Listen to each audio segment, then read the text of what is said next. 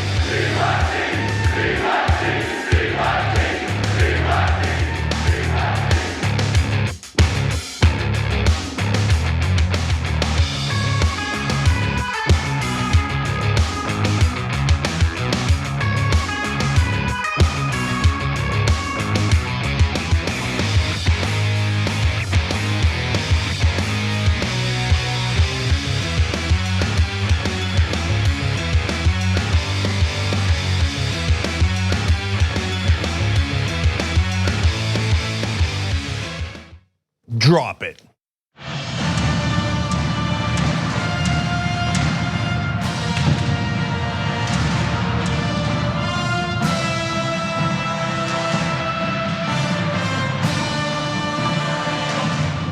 Look at this old school power panel.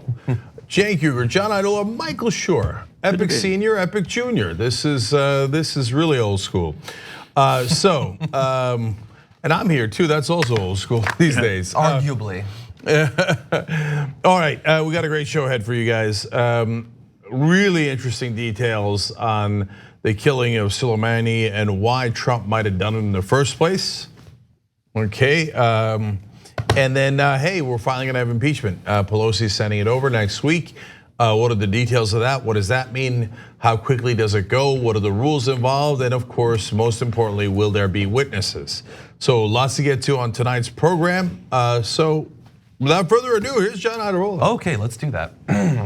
Why did Donald Trump authorize that strike against Qasem Soleimani about 1 week ago? Well, the official word out of the White House has shifted over time. There was always some imminent threat. We've got later on in the show some more detail about Mike Pompeo attempting to explain what that means.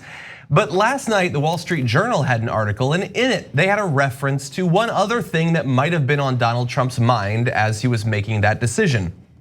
The section read, Mr. Trump, after the strike, told associates he was under pressure to deal with General Soleimani from GOP senators he views as important supporters in his coming impeachment trial in the Senate, associates said.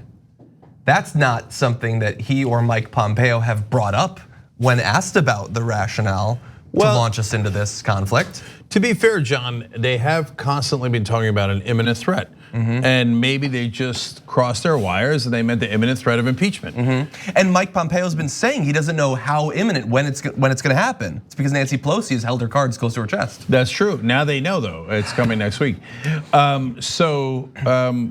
This is really inappropriate. I know, welcome to the Trump world, right?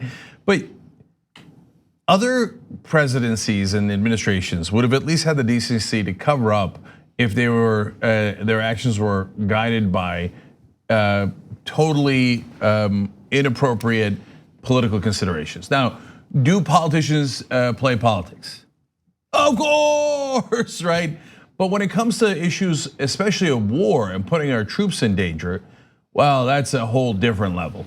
And for them to be such knuckleheads that they're allies in the Wall Street Journal, because the rest of the article is framed as like they made quick and bold and decisive moves, right? For them to let them know, oh yeah, we didn't want to be impeached. So, and by the way, the second implication of that is senators like Lindsey Graham and Tom Cotton are such warmongers that apparently there's a little bit of an implication that, hey, you know what? Maybe we would be open to being tougher on Trump in the Senate if we don't get our bloody war. And that's also really interesting.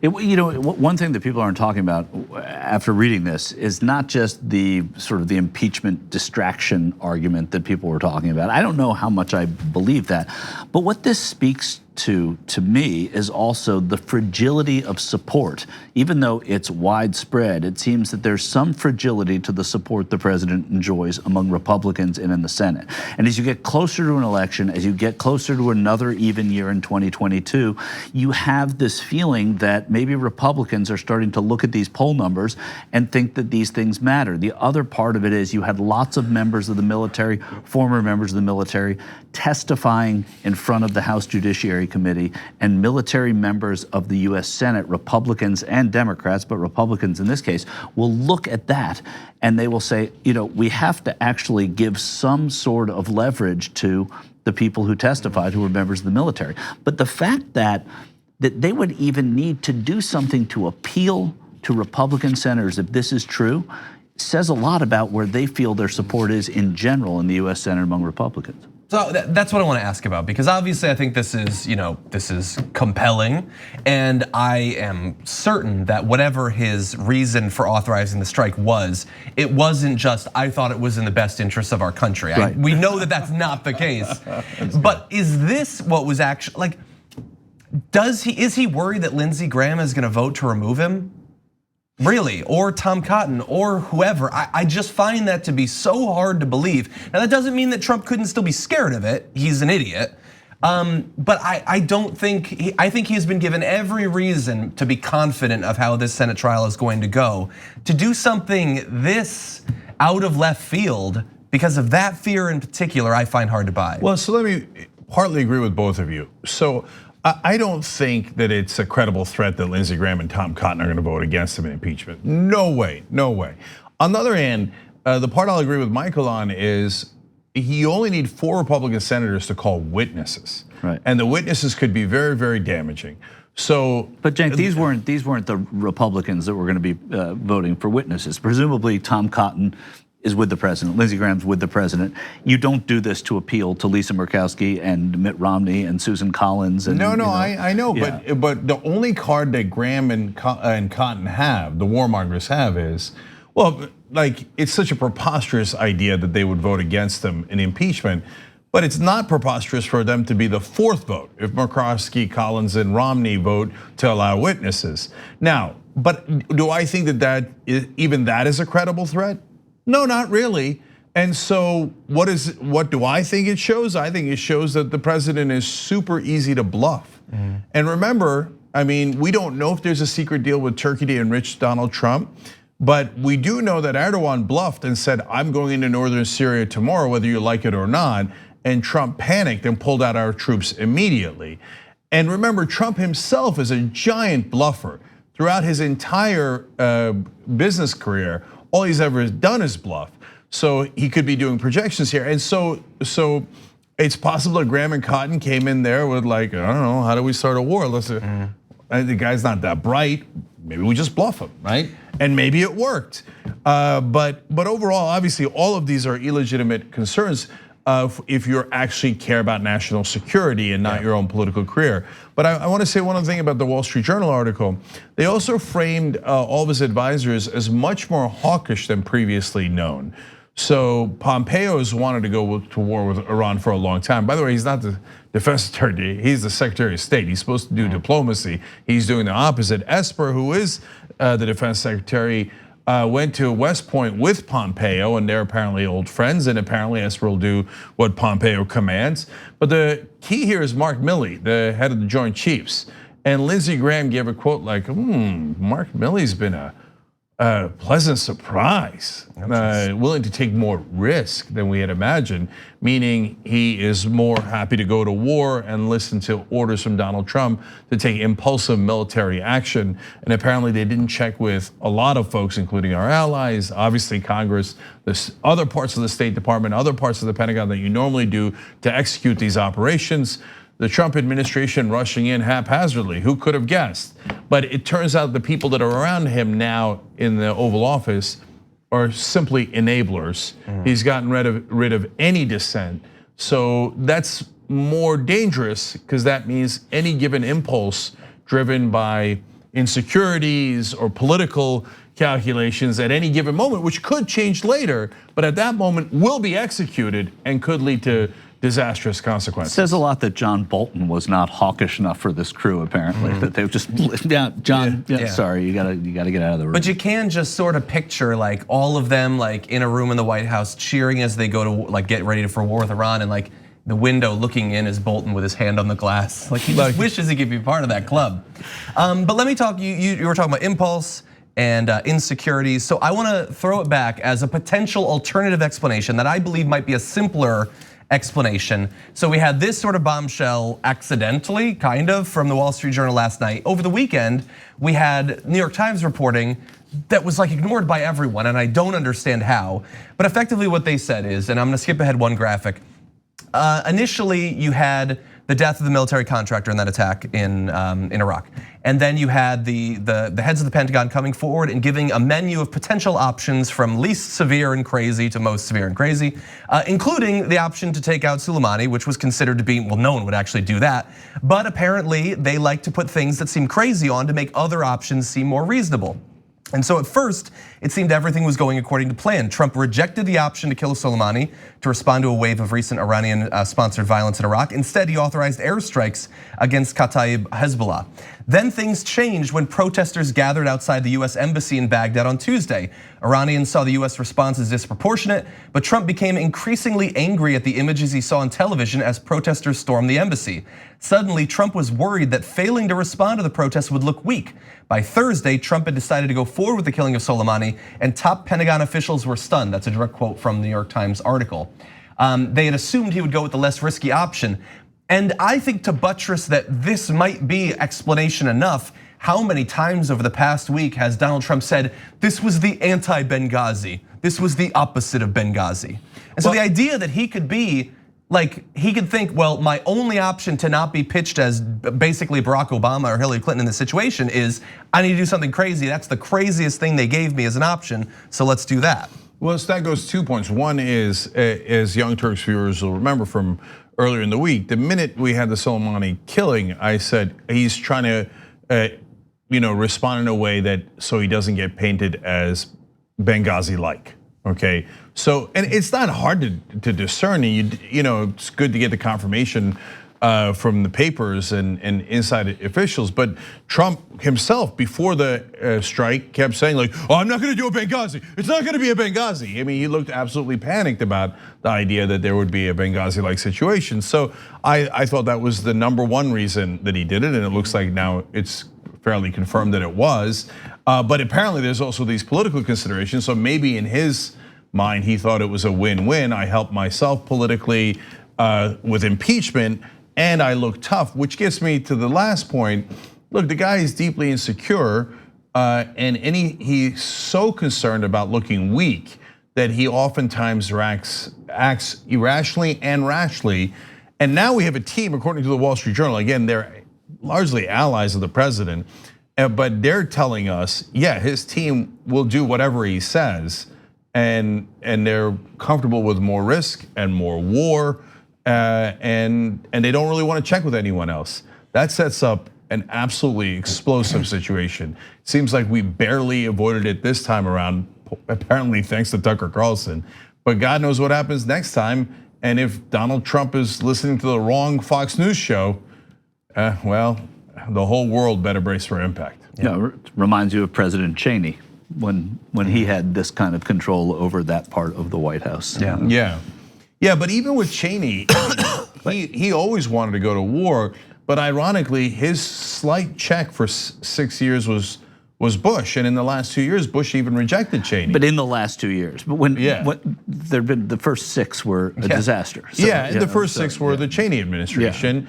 But he had to maneuver things. He had to move things around on the chessboard. Whereas these guys just come in and go, "Hey, Trump, we'll hurt you slightly politically." Okay, I'll do it. Hey, Trump, you look weak. Oh yeah, I'm strong. I'll do it. Right, so that's much easier because I mean I remember during the Bush years we just thought there's no way a president is ever going to be this unintelligent again. Oh boy, were we wrong. So I'm not afraid to next. Yeah, exactly. I mean, remember in the old days, Reagan was considered very unintelligent. That was the main knock on him. And then the Xerox copy got way worse in Bush, and then it got way worse in Trump. Oh my God, what's next? Yeah, and 2 other quick considerations. One, I guess thank God that the craziest option they came up with was taking out Soleimani and not, bomb Tehran or whatever, which could have been an option, or bases in Iran. And also, like imagine if as he's sitting stewing, he's watching the news, people have surrounded the embassy, they set the outer room on fire or something, and he's just getting so mad and he feels like I look weak, I'm gonna look like Obama. Imagine if he had just relaxed. That would have been it. We wouldn't be talking about the storming of that embassy anymore. It wouldn't even be a story. But now hundreds of people have died as a result of his freak out over it. Yeah. Anyway, imagine what he's going to do if there's a rogue militia group, a rogue terrorist group, somebody who has no affiliation with any national government at all, doing something that is perceived here as on the level with what happened at the embassy. Imagine that response if what Cenk is saying is true, is that everybody's just a yes man and one maybe yes woman in the room. It's an amazing thing. Yeah, look, last thing guys, it's amazing we made it this far without him blowing up the planet, but we still have 1 long year left. And remember, in that year, the market could crash, which could make Donald Trump very, very insecure. And either because of that or just for other reasons, his polls numbers could get even worse. They've always been terrible, but they could get into the 30s, in which case that would inspire panic. Then what is this irrational, insecure fool going to do surrounded by yes men who like war? Yeah. Oh boy, that's why I tell you to brace for impact. Yeah. Why don't we take our first break? Yes, we'll be right back.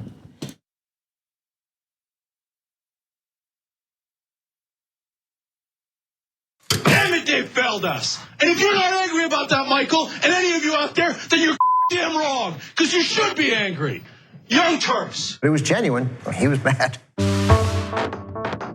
Cenk Uygur, known online as one of the Young Turks, isn't afraid to throw some punches. 3, 2, 1, fade up.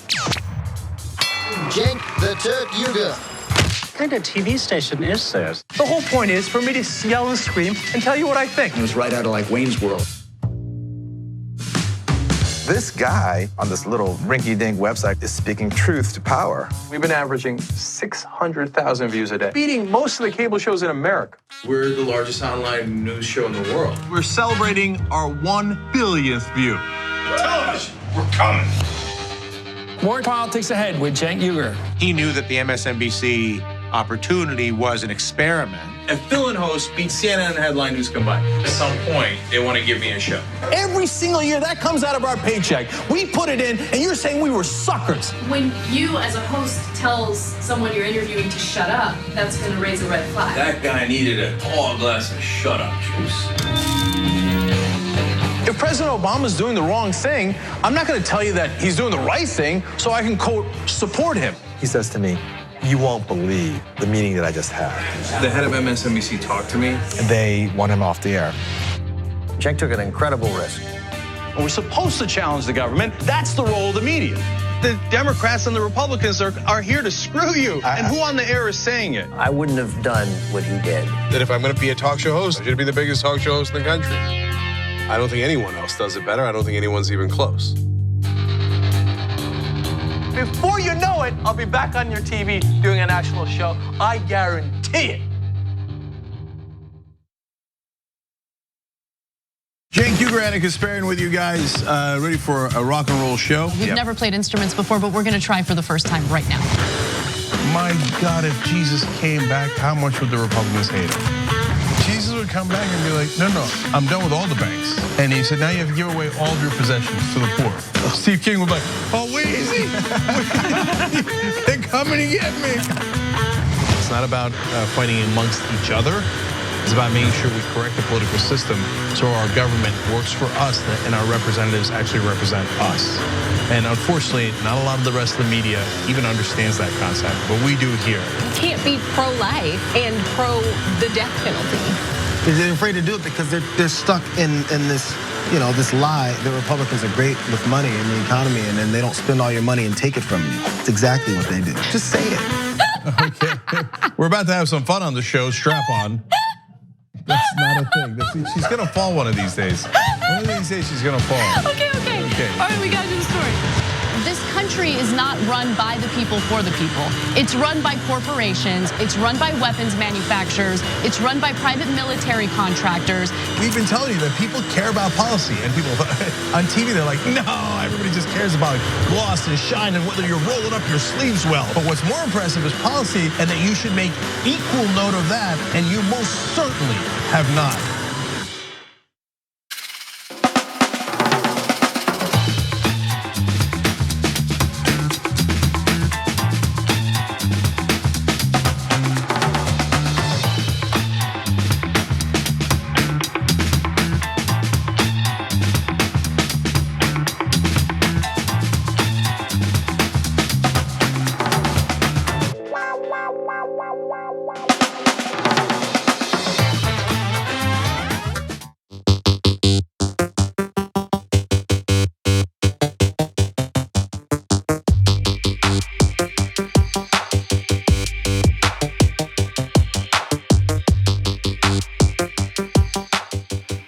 All right, back in the Young Turks. Let me read a couple of comments as usual. Jody's Ones writes in from the member section. Yay, Michael Schur. I was just wondering earlier this week where the hell he'd gone. Well, it's right here, isn't it? Right here. Jody, thanks. It's good to be back. I bathe in a very stable genius's tears writes in. Republicans have hitched their rotting wagon to a horse frothing at the mouth. They have to have a united front in order to survive, even if there's some dissent. I kind of like that metaphor, though. Political cartoon. Yeah, a year from now, we'll see how that goes, right? Me Papito writes in on Twitter. I started watching Game of Thrones recently, and oh my God, Cenk was right. Trump is Joffrey Baratheon. Keep watching. Yes, well, anyway, so that's not a prediction or anything like that. It's just anybody who's watched Game of Thrones. He's an immature, spoiled little brat who is malicious and has no empathy. Kind of a layup. Yeah. And then Little Mac in YouTube Super Chat says, this country has been going down a dark path for quite some time. We're coming to an abyss. Help us, TYT. You are our only hope. I like that we're the Obi-Wan Kenobi of media. Thank you, though. By the way, thank you for using YouTube Super Chat. Thank you for being members, tyt.com/join. In fact, guys, I'm gonna talk about the affiliate program here. So a lot of you know we're doing an affiliate program. What that means is you guys selling membership. And that way you get commission. You get commission on everyone you sell, but not just at the time of sale. You get it as long as the person remains a member. So once you sell it once, that income keeps coming in every month, okay? So it's at tyt.com/win-win. We're trying to get to 2,500 basically sales affiliates that are you guys. We're trusting you to help us increase membership, which is, it's literally unprecedented. media company has ever done this before. And so far, we're trying to get 2,500 at the end of the month. So far, we're at 446 affiliates. So look at that. We just added 446 salespeople to TYT staff. So you guys are awesome. And make sure you're signing up. And and if you do, the whole process is really easy, but go all the way through. Make sure you pick your avatar so that people know who you are when you send them the link. But there's also the chat room, so you guys can talk to one another, and people are already talking to one another, sharing tips on how to sell, and asking questions and getting answers back on how to make it easier. And so far, look, the sales are a little harder, but we're picking up a little bit of momentum. 16 members added through you guys. So let's keep it going. I love it, and hopefully it'll be the win-win that we are imagining. And so far, off to a great start. Thank you. Yes. All right, John. Okay, let's jump back into it.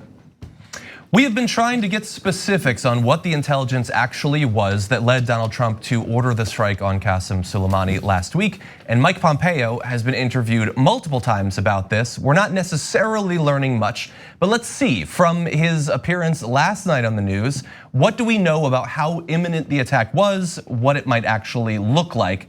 Here he is. There is no doubt that there were a series of imminent attacks that were being plotted by Qasem Soleimani. We don't know precisely when, and we don't know precisely where.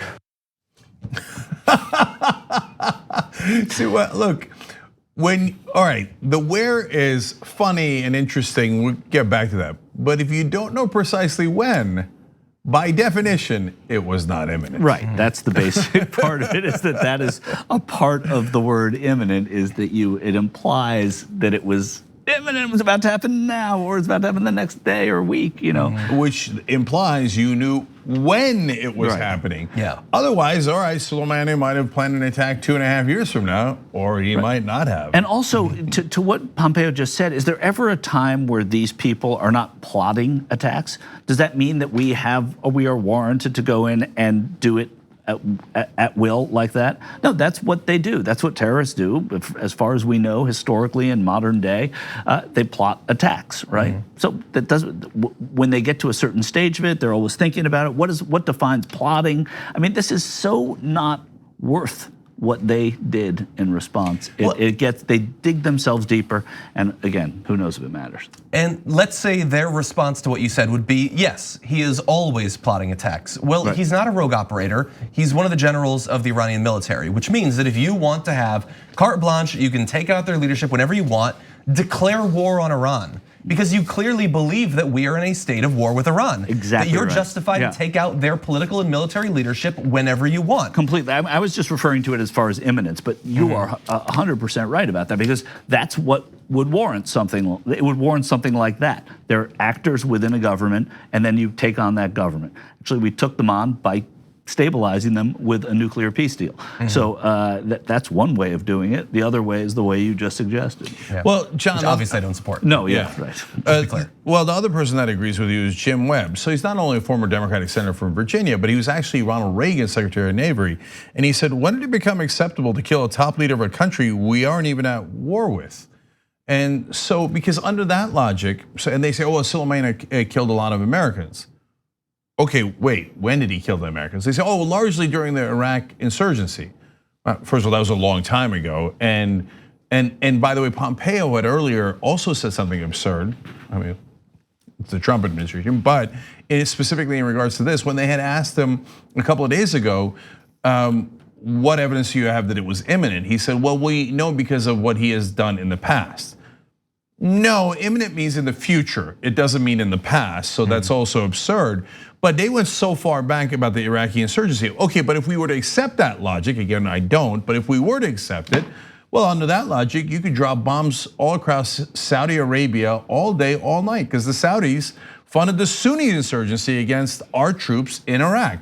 That's a fact. So now they say, well, technically we don't know for sure that it was a Saudi government. It might have been just some Saudi, billionaires, princes, etc. Okay, then do we have carte blanche to execute them anywhere on the spot, whether it's in Saudi Arabia or Paris or London, where they go often? So are we gonna just start executing foreign leaders left and right because of what they've done in the past, or because maybe they might do something in the future which apparently now means imminent. Yeah. And so, and again, we're trying to drill down, what did it actually look like? Was there anything to this? And so, the interview that you saw a bit of earlier, we're gonna give you a little bit more, but understand that Pompeo is gonna have to respond to something that Donald Trump had said yesterday at his rally, where they had been saying imminent attack for days now. But all of a sudden at this rally, Donald Trump came up with, it was the embassies. They were gonna attack all of the embassies. And so Pompeo's asked to respond to that, and here's what he said. Well, the president said Soleimani wanted to blow up the embassy. Is that accurate? He wanted to blow up the embassy. It was his forces that penetrated our embassy just a handful of days before that. Kataib Hezbollah warriors, orchestrated, directed by Qasem Soleimani himself. I don't think there's any doubt that Soleimani had intentions not only to take action against our forces, our diplomats in Iraq, but in other countries around the region and world as well.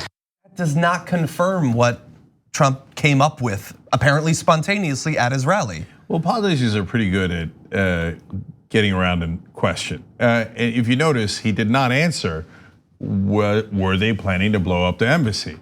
He said, well, I mean, they did something in the past, which actually didn't even really cause any casualties at the embassy and didn't really, I mean, barely penetrated the embassy. There's some dispute as to whether it did or not in the reporting.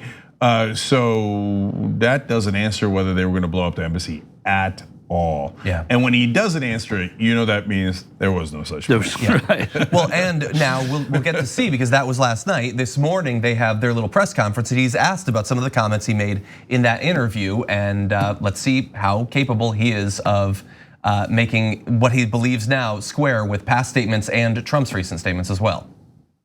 Mr. Secretary, the administration said this strike was done based on an imminent threat, but this morning you said we didn't know precisely when and we didn't know precisely where. That's not the definition of imminent. The president has also suggested that there was some sort of attack being planned against an embassy, perhaps several embassies. Can you clarify, did you have specific information about an imminent threat, and did it have anything to do with our embassies?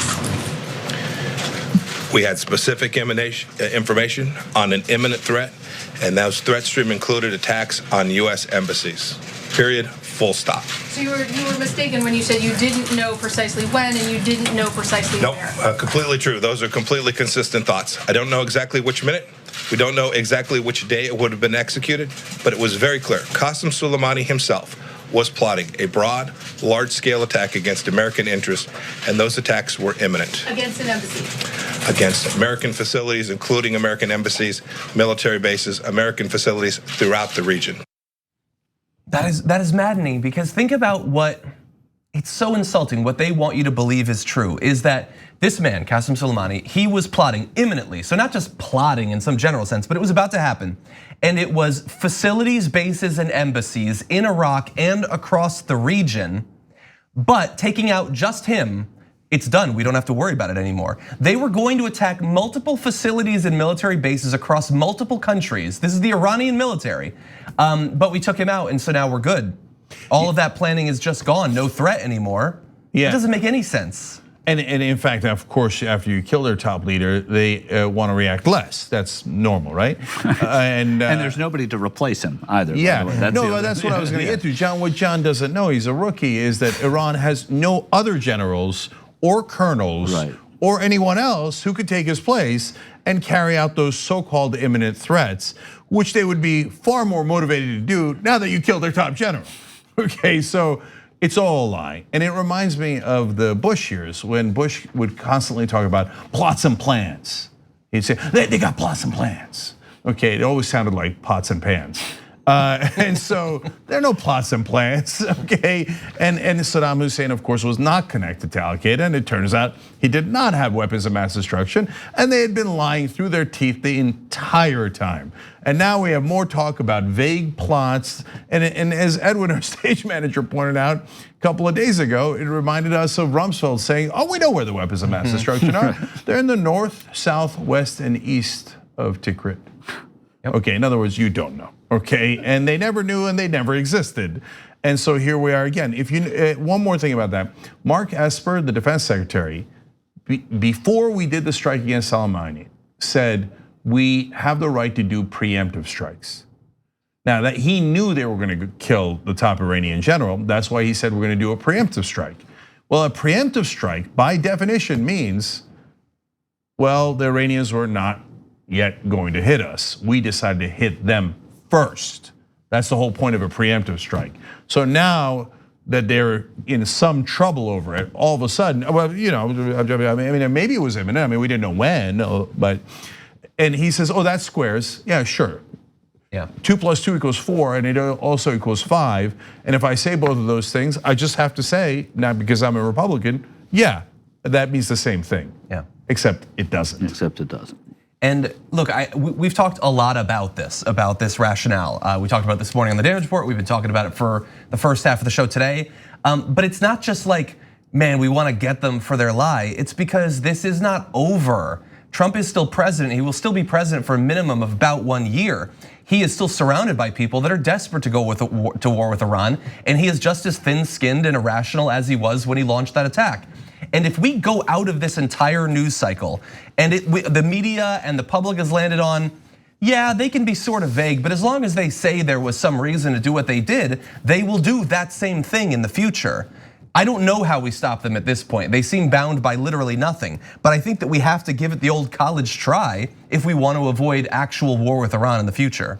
And the reality is, unfortunately, guys, there really isn't much we can do. I think the last hope was the defense authorization bill, because that needed to pass. And so if we had put a check on there that Ro Khanna or Barbara Lee wanted to do, where we took the authorization of military force away, that's Lee's proposal, or say that you must get approval before you attack Iran, that was Ro Khanna's proposal, and it was attached to a defense bill that must pass, then that would have had teeth, and that could maybe have prevented war, or if it didn't prevent war, could have led to an actual removal of the president through impeachment, because that would be an unbelievable violation of what Congress passed.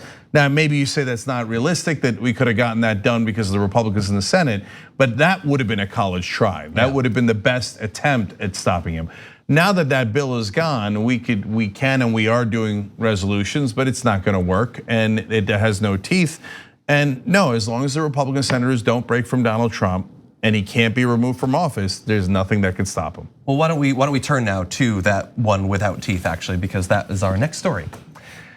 Today, the House passed basically an invocation of the War Powers Act, and that passed with a vote of 224 to 194. 8 Democrats joined Republicans in opposing a limitation on Trump's ability to initiate future conflicts with Iran. 3 Republicans voted in favor of it. Interestingly, 7 of the 8 Democrats who voted against it are freshmen. So that's an interesting thing to bear in mind in future elections. But in any event, the resolution, which is called a concurrent resolution, which is different than a joint resolution with the Senate, and means that in effect, it's a little bit easier to pass, but more difficult for it to have any actual effect on Trump's future actions, directs the president to terminate the use of the US armed forces to engage in hostilities in or against Iran or any part of its government or military unless Congress has declared war or specifically authorized engaging in hostilities, or if such use of the armed forces is necessary and appropriate to defend against an imminent armed attack upon the US. And just bear in mind that that last little clause, the whole argument we've been having for the past week is whether there was an imminent threat. The imminence clause. And they believe that it means anything they want it to mean. So even if they abided by this, they got imminent stuff that they can pull out of their pocket anytime they want. Yeah, look, overall I'm in favor of it. It's definitely better than nothing. It's at least getting them on the record saying Congress has authority, and so I'm not unhappy that they're doing this at this juncture. So good, and I love giving credit to Democratic leadership or anyone else where it's due. But, and it comes with a giant but, this cannot have any real effect on Donald Trump. A concurrent resolution does not have to be signed by the president. So the Supreme Court has conflicting cases on whether it is applicable or not. Given that it's the War Powers Act, it actually might be applicable. So at least they're in the ball game. That's why, again, I'll give them credit for it. But the way that this would have had a lot of effect is if they had attached it to the defense bill, which Democratic leadership got absolutely no compromises from Trump on, passed easily. And there, that bill had to pass. If you had attached this to the defense bill, then we could have had teeth. It at least would have had a real shot at blocking Trump. So there's still some degree of a shell game the Democratic leadership plays to get a little bit of credit without actually ever checking the Republicans. But getting Republicans on the record, I don't disagree with what you're saying. Getting Republicans on the record, important here too, and getting some Democrats on the record. Yeah, so look, I mean, it would have been 10 times better, 20 times better to do it in the defense bill. But the reason I'm saying at this juncture, after they've already lost the battle, at least to win this much smaller battle is still good, because at least guys like Matt Gaetz, who was one of Donald Trump's biggest defenders, to turn around and go, no, you should check with Congress. Yeah. And to Michael's point, that's something. And it's a real division in the Republican Party. And not for the sake of division, but for the sake of there being an ideological difference where we could actually get some Republicans to vote with Democrats on really important issues. Well, that matters. Yeah, and we should add that while Matt Gaetz and Francis Rooney of Florida were Republicans that voted in favor of this, you also have Thomas Massie of Kentucky. So those are the 3 Republicans. But all this is a specific invocation of the War Powers Act. And all the War Powers Act was basically saying, hey, this section of the Constitution, I know that we've just ignored it for the first couple hundred years of our country, but it's still in there, and you guys love to say how much you love the actual text of the Constitution. We're supposed to be in charge of declaring war, and it's not just an esoteric sort of academic distinction. The current state and extent maintenance of the American empire depends on the way that the distribution of power over military force has been divvied up between the legislature and the executive branch. If you actually had to have a declaration of war, the president keeps coming back and updating the legislature on the state of the war, it receives funding for short periods of time until eventually we end the war, we pull our troops back, that would be sustainable and it would make sense. Instead, we have this case where we have military bases in dozens and dozens and dozens of countries. Most Americans don't even know that, let alone none of them could explain why. Why do we have a massive base in Germany? Does anyone understand why? They don't have to, because it never gets brought up. Because we're not at war with Germany or any of the countries near Germany, obviously. We can just maintain all of this forever. And nobody needs to know about the vast majority of it even going on. Yeah, well, John, I mean, I am a little concerned about Slovakia. They've been plotting. Yeah, there's lots of imminent. plans. But I want to say one more thing about the Democrats now, because some Democrats voted with the Republicans, as John alluded to. One of them was a guy who gets under every nerve I have, Congressman Max Rose from New York. And he said, I refuse to play politics with questions of war and peace. No, actually, under the Constitution, that's exactly what you're supposed to do. Congress authorizes war. And so that's not playing politics. That's the whole point of politics. So if you're not willing to do that, then you should retire and go home. Yeah. Okay, why don't we take a short break? When we come back, we might be moving closer to that Senate trial of Donald Trump. All right, we'll be right back.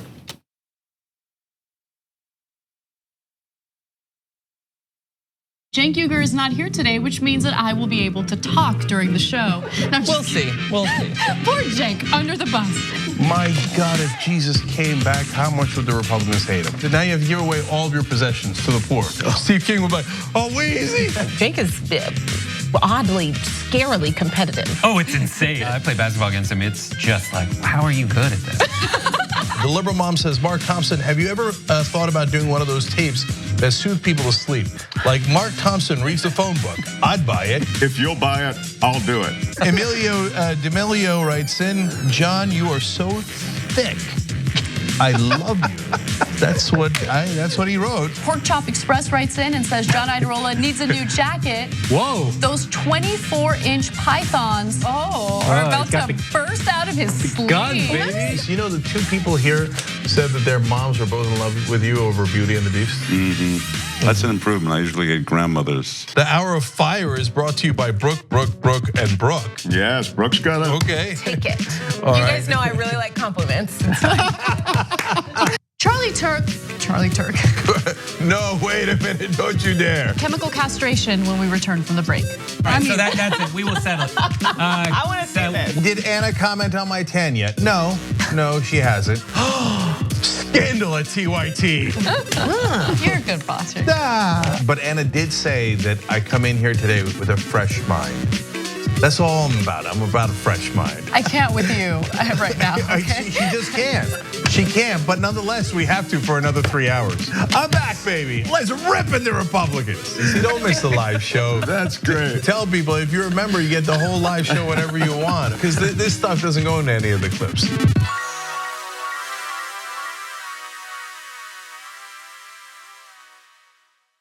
You are the media revolution. You are much needed. TYT, TYT. The place is like 95% TYT on.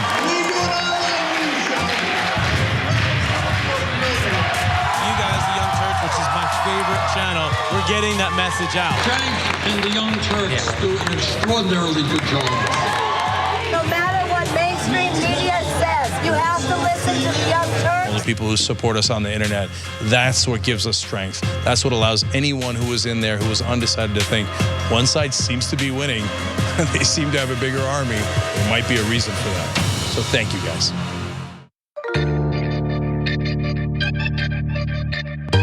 People work hard for what they have, and if you want more, you gotta do it yourself. Stock stories bring headlines to life in an instant, whether you work on Wall Street or in Wichita. Stock report cards and professional analyst buy and sell ratings help gut check your thought process. Buy stock, take profits, and manage risk. And the Idea Feed is your daily one-stop investment shop with videos that unpack today's money-moving headlines in under 3 minutes, because you need ideas, not lectures. And live in-app chat from when you want to talk to someone, but you don't actually want to talk. So what'd you think? With unlimited commission-free stock trades and great ideas from real traders. Visit doe.com/TYT.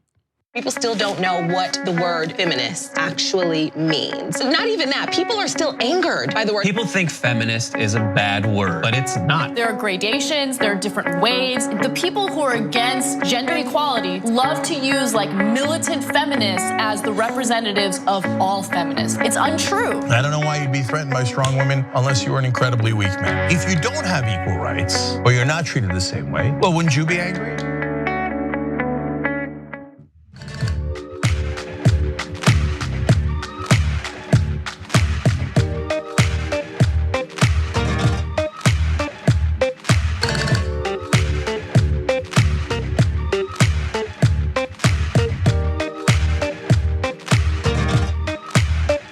All right, back in the Young Turks. Member comments. Jack Barnett 77 says, just signed up to be an affiliate. Time to start getting paid for converting my conservative friends and family back home. So I love that. And I have run into a lot of former Republicans recently who say, oh yeah, Young Turks flipped me. I talked to 3 last night, okay? So it's actually really, really encouraging. By the way, tyt.com/win-win to be part of the affiliate program where you sell membership and you get commission on it. And I forgot to tell you guys, there's actually gonna be a conference call for all the affiliates next week. So sign up today, and then probably Allison Hartson will talk to you guys and help you out also with how to get started and how to do better in the program. And then Lieutenant Mac G, right, so with a great point. He said, well, let's be real. We, quote, plot and plan attacks as the United States Army all the time on all sorts of countries. Not because we have the intent to do it, but you have the plan in case things get bad. It's there. When I read those comments from the members, I'm so mad I didn't make that point during the video, right? You're absolutely right. We have 1,000 plans in the United States military. That doesn't mean we're gonna execute all of them, but you have to plan ahead. If based on that, if they killed the head of our Joint Chiefs of Staff, we would go to war. Right? Yeah, somewhere in like a filing cabinet, there's a 200-page plan to invade and occupy Canada. Somewhere in DC. Yeah. Doesn't mean we're gonna do it today. Right. Last one, Corey Moore on YouTube Super Chat says, I'm in Iowa, got into a spirited debate with a Buttigieg supporter, showed them the Jonathan Larson investigation article, had 0 effect, infuriating. I was waiting for a better conclusion. Not effective. But go to tyt.com. We did a great joint article with The Root, Michael Harriot, the guy who wrote the Buttigieg is a lying MF article.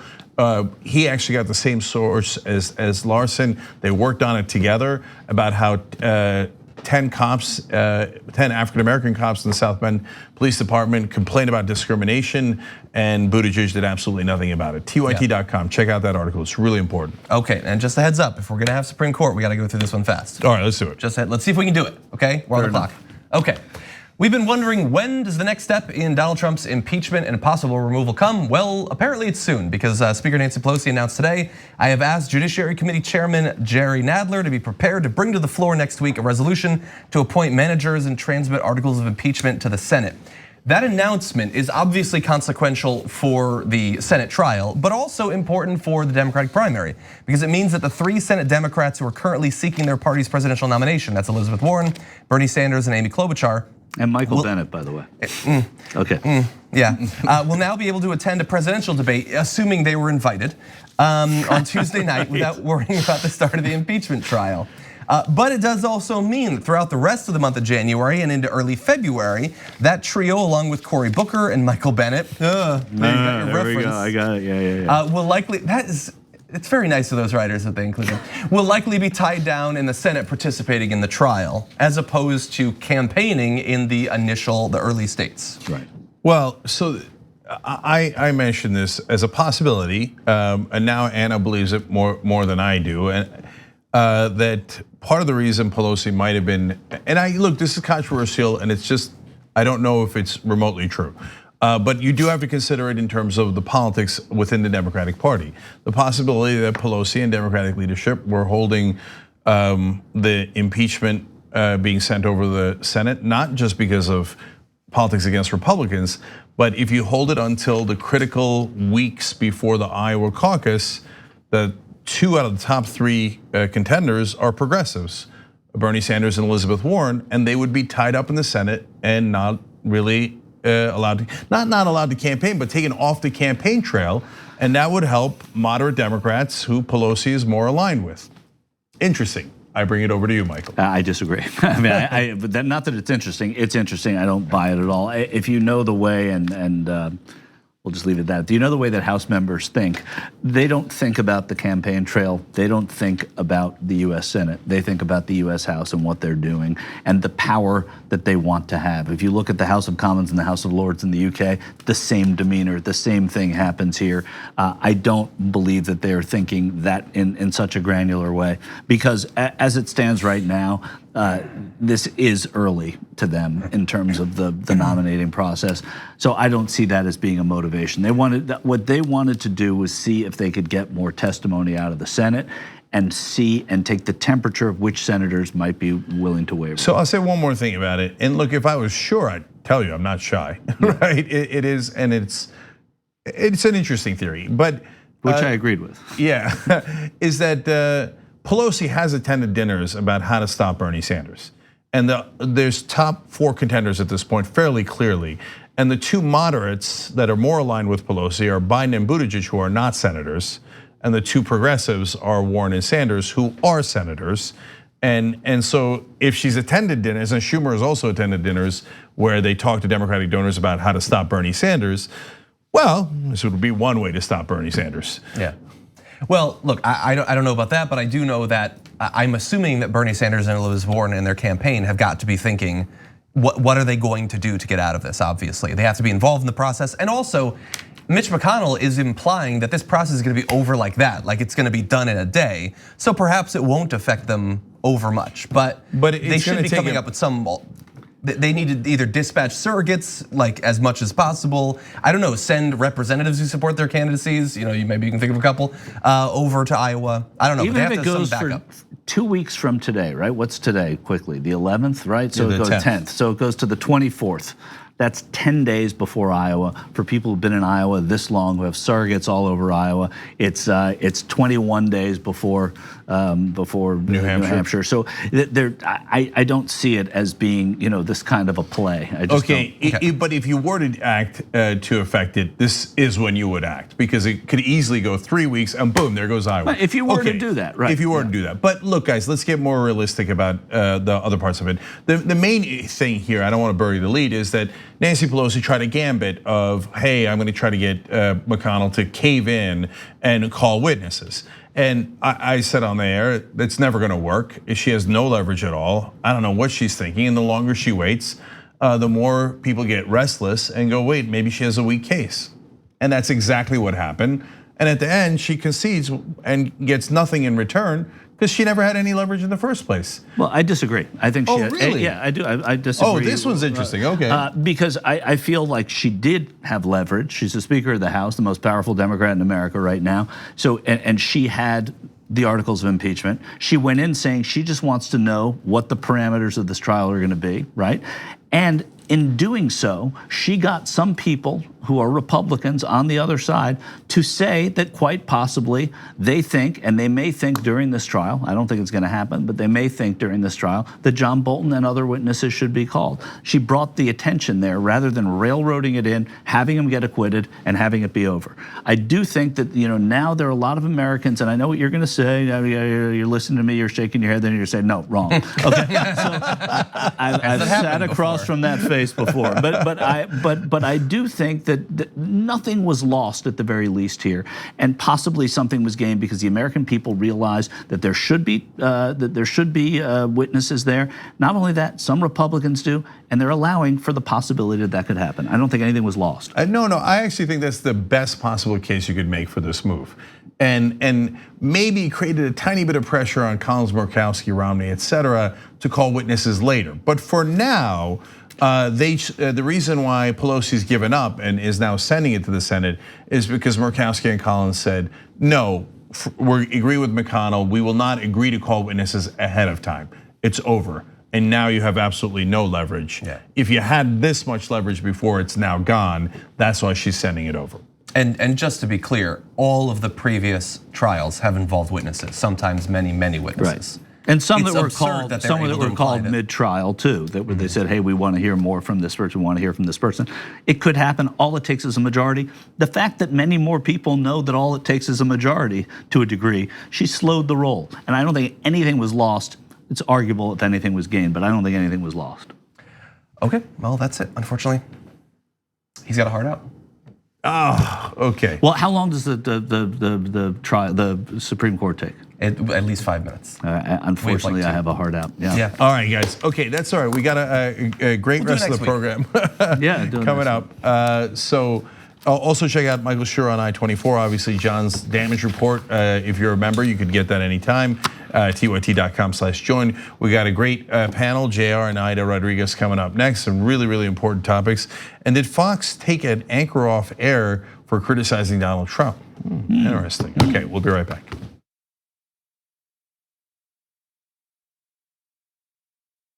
I'm here today to announce the program known as DACA is being rescinded. We don't run our own country. We've lost our democracy, and all we have left is rage. Where are the Democrats? I would be on every cable news channel screaming and yelling and talking about what the Republicans are doing right now. How do you expect us to get excited to show up to the polls for these loser Democrats? How come we have nothing but cowards? We'll never fight. Primaries are everything. Building a great wall on the southern border. You have politicians who fearmonger about disenfranchised groups. The first attacker came through the visa lottery. Now they are against legal immigrants. Ending chain migration. They don't want people from those countries coming here because they're fucking racist. This guy's an absolute monumental disgrace to all of us as Americans. I ordered to launch precision strikes on targets. That is what I was warning about for literally years on this program. This is what they promised they would do if they got into power, and what do you know?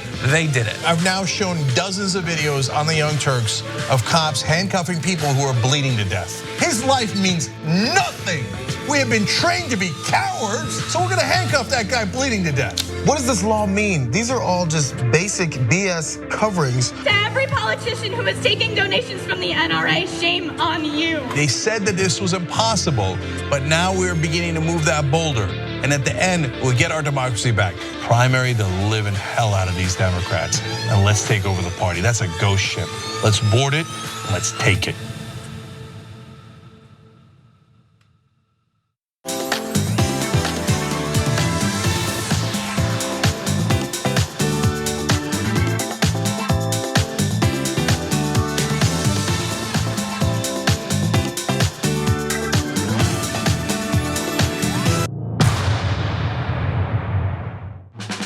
I been a fan of TYT, I believe, for the last 6 years. 5 years. 3 years now. 7 years. 4 years now. 2.5 years. I just started because she got me into it. My boyfriend actually watches it every morning and every night, so I kind of just started watching it with him, and I love it. I mean, it's the only way that I find my news. Looking through YouTube, looking for like, political shows that look cool. I came across a very angry rant from Cenk, and that's when I knew. So I was immediately in love with the show. And then I haven't missed a live show since then. 10 times a day, I watch the show in the morning. Whenever I had a bad day at high school, Young Turks. Man, Cenk is just so blunt and honest, and I love the honesty, and there's no BS behind the news, and they just tell everything like it is. There's nobody censoring them. There's nobody there to say, you can't do this, you can't say that. That feel of authenticity makes it seem like what they're saying is true. I feel like I get the real story from the Young Turks. I am TYT. I am TYT. I am TYT. I am TYT. I am TYT. I am TYT.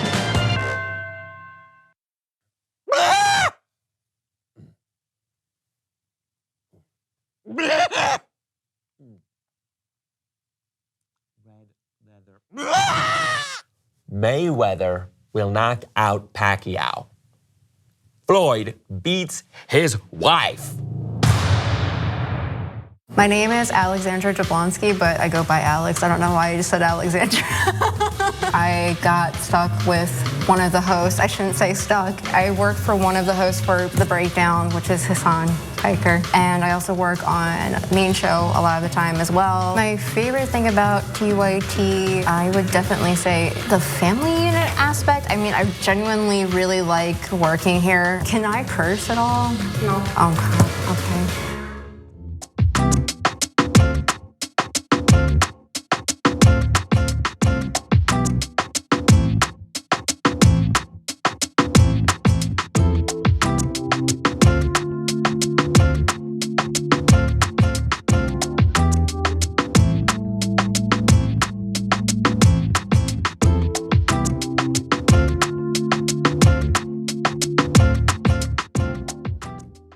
Drop it.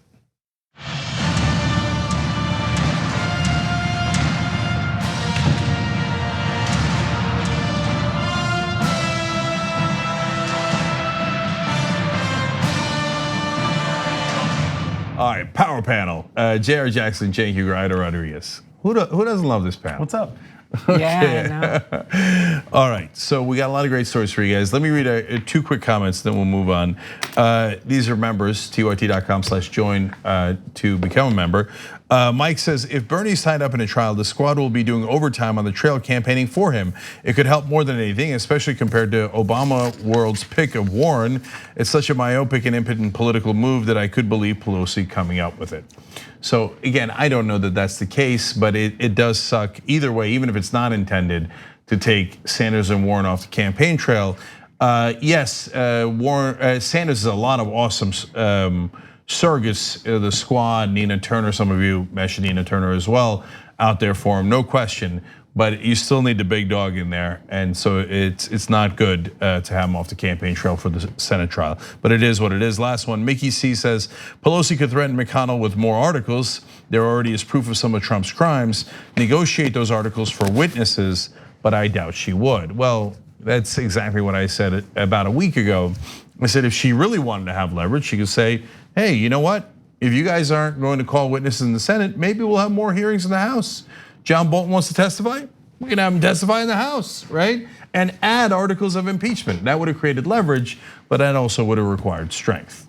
All right, JR, take it away. Fun times. Yep. So while the Trump administration is dealing with the fallout surrounding the controversial killing of Qasem Soleimani, the Washington Post is also reporting that this is not the only Iran military leader that they targeted on that same day. On that day that he was taken out, of course, our military attempted to kill Abdul Reza Shalai, who of course is a financier and key commander of Iran's Quds force. So he's been active in Yemen, but although that the attack in Yemen didn't result in his death, it's unclear why the operation did not succeed. Of course, the State Department and the White House declined to comment on the situation, and potentially the reason why they declined to comment on it is because we began to get this look that there was potentially another reason why they targeted both of these men at the same time. One reason, it shows that their push for it being this imminent attack seems lesser. It seemed more like they were trying to a broader stop to the mission to disrupt the leadership of the Islamic Revolutionary Guard.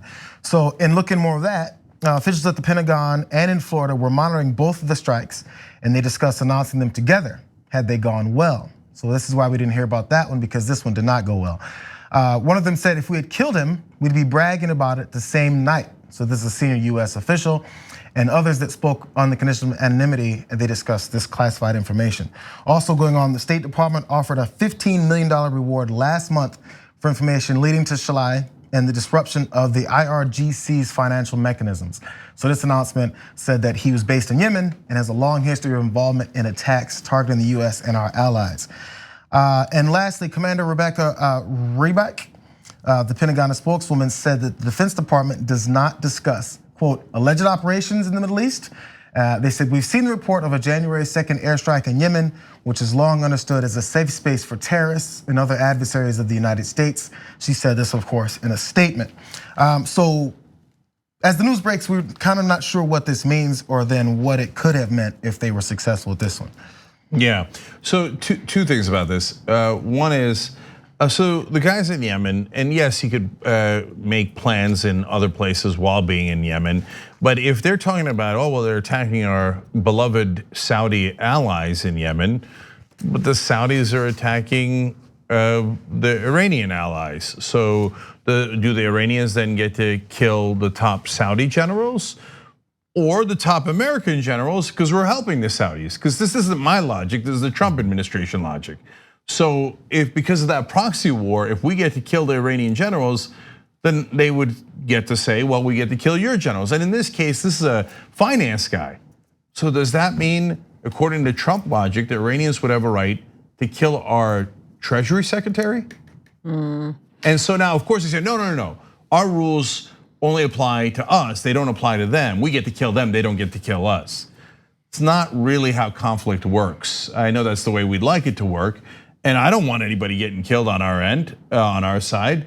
But that's why we shouldn't go around targeting random Iranian leaders, because there might be blowback.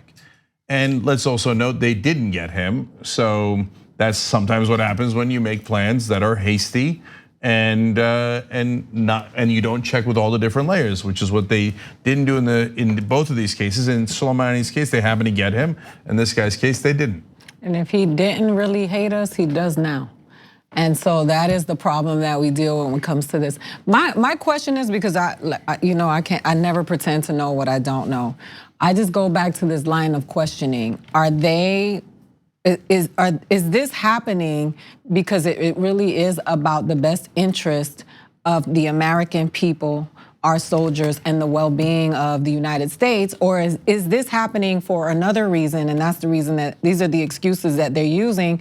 Because every time I read something, it sounds off, right? But you're killing a finance guy, and it's okay for us to kill the people, for the poor people of Yemen. But anyway, all of this is going on. But we are defending or allied with people who are inflicting so much harm, damage, death in the Middle East, and we're just partnering with them because it's beneficial to us economically?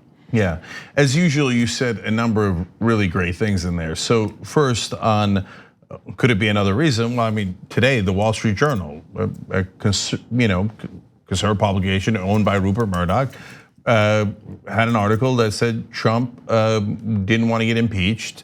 And so in order to appease Republican senators, he killed Soleimani.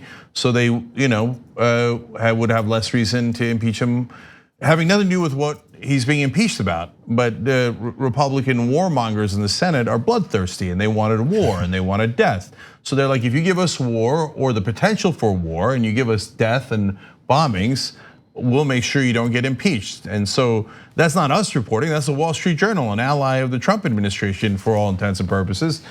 Certainly Murdoch is an ally of the Trump administration reporting that. So you're not wrong, you're right. Okay, I know. But the first thing that I said is even more important. If he didn't hate us before, he certainly hates us now. But it's not just about him. Think about it. If you're in Iran's cabinet, right? Whatever their version of their cabinet is. You've got the Ayatollah, of course, but you also have the leader of their political class, Rouhani, and then you've got the other generals in the Iranian Revolutionary Guard. So they say, well, look, they weren't just trying to kill one guy, they were targeting a number of us. So the very first question that would go through your mind is, who else? Okay, now wait a minute.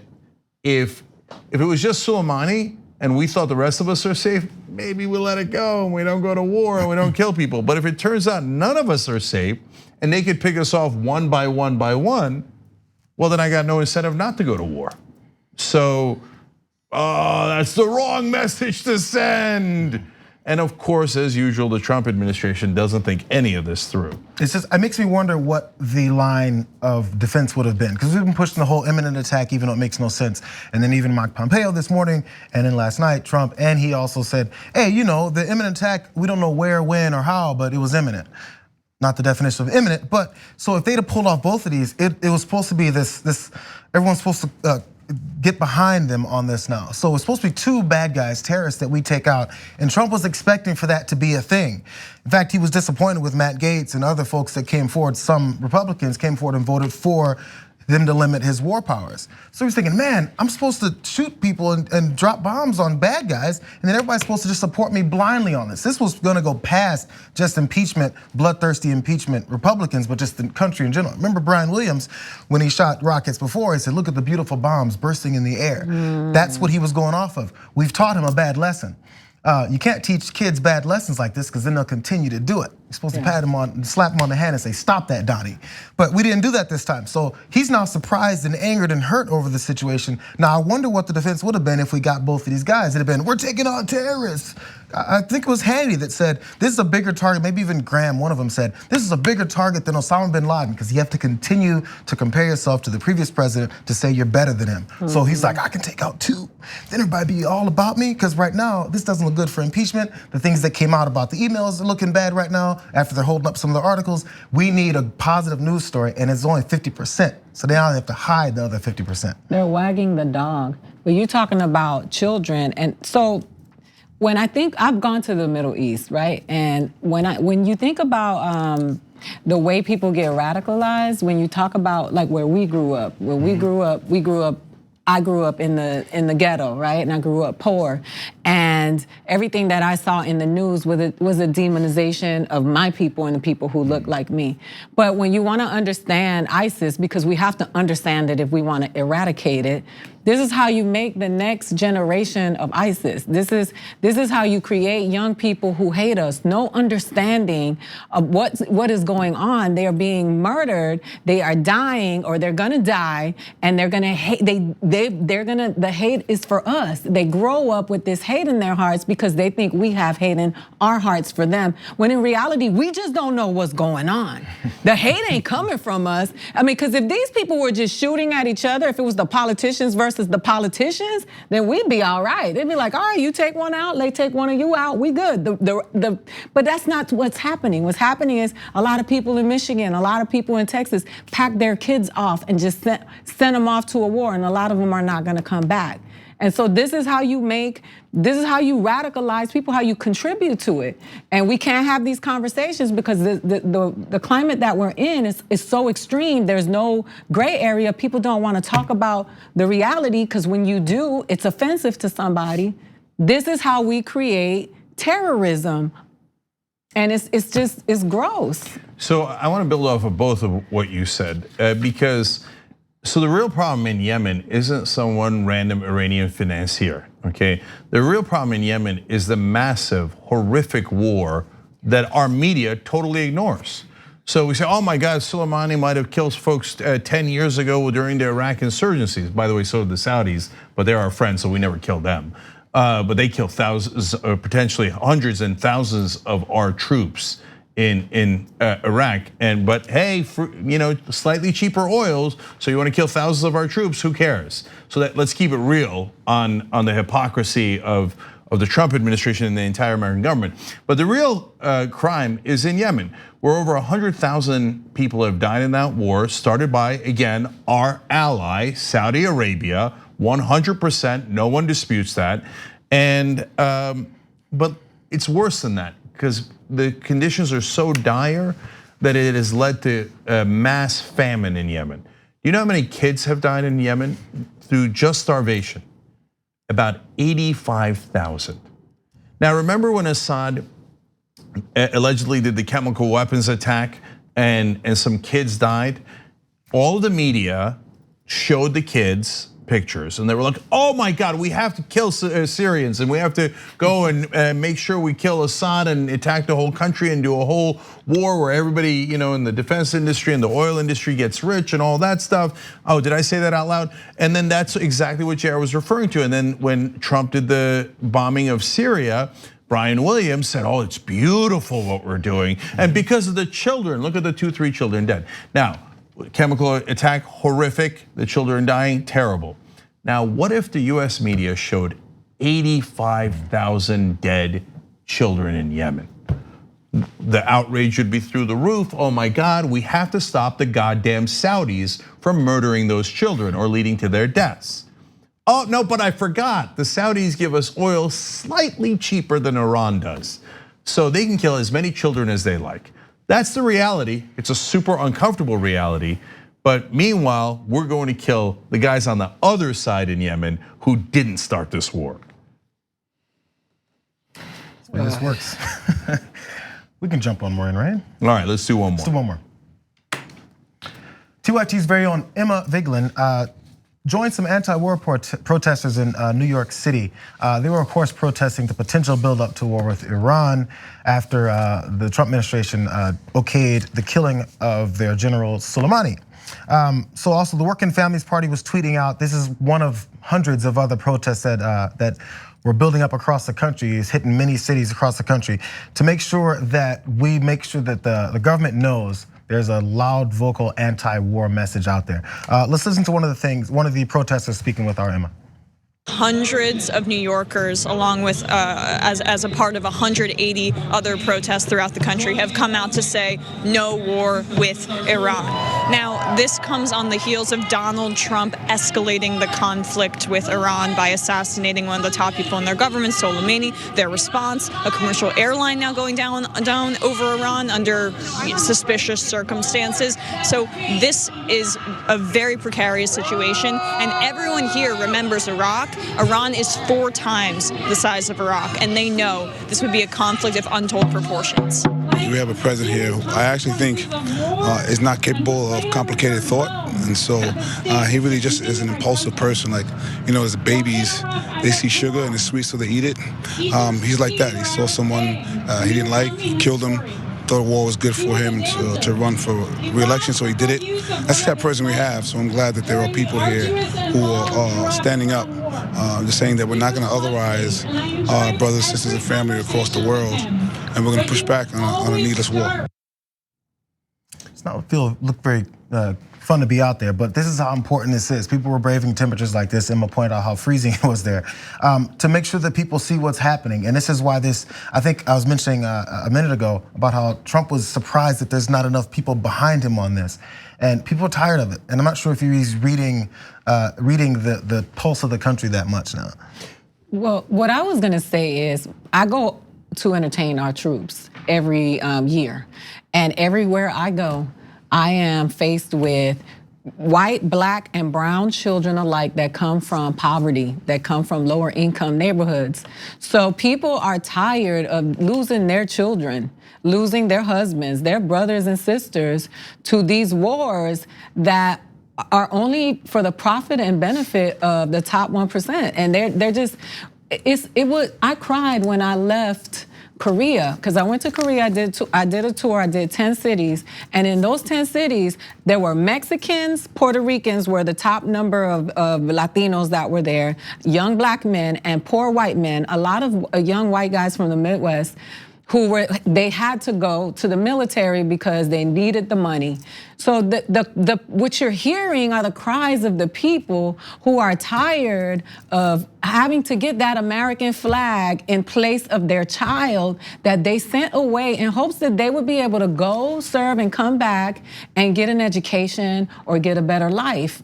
And I just don't think that Donald Trump is connected to that, because those kids are not gonna, his kids are not going over there.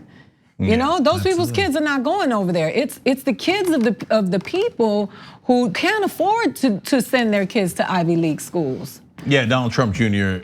Posted a picture of himself with a rifle that had Crusader imagery, white nationalist imagery, and locking up Hillary Clinton. I think it was an assault weapon. Hey, look, assault weapons shouldn't be on our streets, but they're perfect for war. Why don't you sign your ass up and get over there if you're so happy about daddy's war? And that's what he was tweeting about Iran and et cetera. And stop killing animals. Yeah, and look, elephants, et cetera, can't shoot back. They don't have weapons. But don't worry, tough guy. I mean, unless you got the genetic bone spur issue that your dad had when he ran from Vietnam. It's funny, he had bone spurs, but he was pretty good at running away from the war. So anyway, but there's an important development here, guys, that is different than Iraq. So in the lead up to the Iraq war, we had millions of people across not just the country, but the world. Germany had a gigantic protest. So and Australia did, and all the cities in America did, saying don't go to war, and it didn't have any effect at all. Why?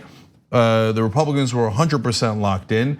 The media, honestly, was about 100% locked in, and that was devastating. And a lot of the corporate Democrats were locked in. Joe Biden, Hillary Clinton, John Kerry, they all voted for the war, right? Now, this time though, most of the Democratic Party is solidly against the war. That's a big difference. But this is the most important difference.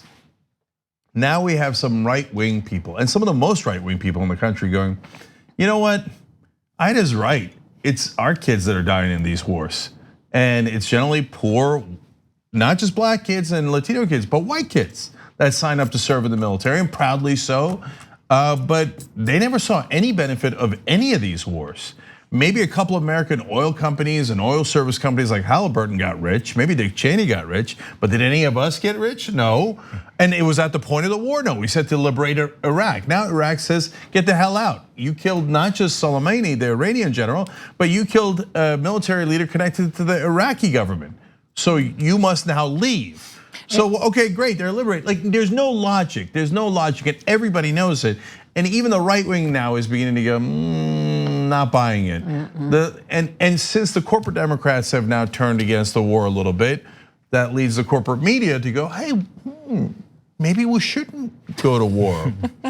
And let's not forget how we treat them when they come back. Absolutely. Have you ever been to a VA hospital? Because we go there to perform, and the conditions are subpar. All of you people who are so pro-war, talking all this trash on social media about how you want to go over there and shoot because it's your racism seeping through your pores, because all you see is the killing of brown people. Why don't you sign up and go over there and fight that war? Because when those people come back, you don't care anything about them. I go to those VA hospitals, you know what I don't see? MAGA hats. That's what I don't see at the VA hospitals when I go there to entertain those people and to volunteer. So when I hear all these people talking about this war with this cowboy mentality, it's easy to do that with your Twitter fingers at home. That's not your kid you sending over there to get shot. You're talking about the suffering that's going on, and actually it's a good aspect of this rally that Emmett was at. They're noticing that it goes beyond just the direct conflict of bombs and guns and shooting folks, but how it also builds up. So let's hear one more part about the way protesters were seeing just even the sanctions on these countries. Something fascinating about this protest is that there is also an emphasis on sanctions and the devastating effects that they've had to the Iranian people. So just an interesting wrinkle. Economic warfare is also being talked about, not just warfare on the battlefield. Normal medicine that every human being in the world has to have access to is scarce in Iran. It's affecting a generation of kids and newborns who will grow up malnourished. A generation that will have a scary future because the most important time in their lives for them to grow, develop, and